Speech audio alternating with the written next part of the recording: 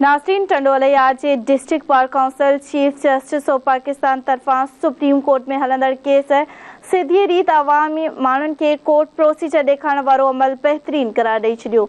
वधीक तफ़सील लाइ पेश आहे टंडोलयार मां धरती टीवी जे रिपोर्टर इम्तियाज़ अली ख़ासकेली जी हीअ रिपोर्ट।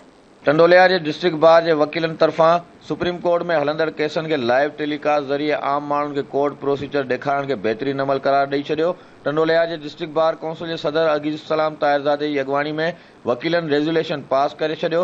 उन मौक़े ते हिननि जो चवणु हो त पसंद ऐं नापसंद जो दौरु हाणे ख़तमु थी चुको आहे। चीफ जस्टिस ऑफ पाकिस्तान जी सादगी सियासी माण्हुनि, ब्यूरोक्रेट्स ऐं ॿियनि जजनि लाइ हिकु मिसाल बणिजी वियो आहे। जेके बि फ़ैसिला आहिनि उहे मेरिट ते थियणु खपनि।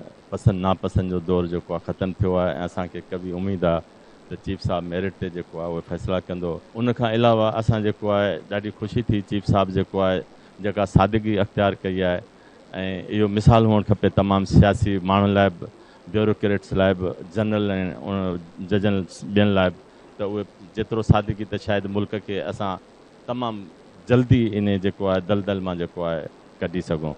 उन खां अलावा असांखे ॾाढी ख़ुशी थी त चीफ साहब पाकिस्तान जी तारीख़ में पहिरियों दफ़ो जेको आहे लाइव जेको आहे टेलीकास्ट कयो जेको आहे प्रोसीडिंग खे।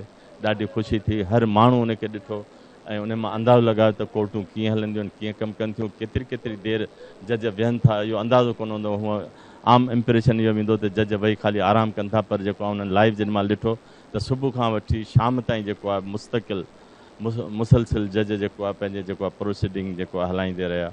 सो ॾाढी ख़ुशी थी। हिननि अपील कई आहे त मुल्क जी समूरे नंढियुनि वॾियुनि अदालतुनि जी कार्रवाइनि खे लाइव ॾेखारियो वञे त जीअं आम माण्हुनि जा फ़ैसिला तकड़ा थियनि ऐं पाकिस्तान जे हर शहरी खे ख़बर पवे त अदालतूं कहिड़ी रीति माण्हुनि खे इंसाफ़ फ़राहम कनि थियूं।